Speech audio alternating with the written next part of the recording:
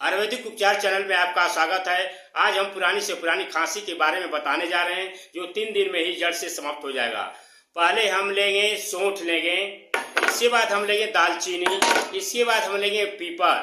सभी को किसी या मिक्सर में पीस कर सुबह सुबह 1 चम्मच जो मधु लेंगे और छोटे चम्मच से 1 चम्मच इसका पाउडर लेंगे।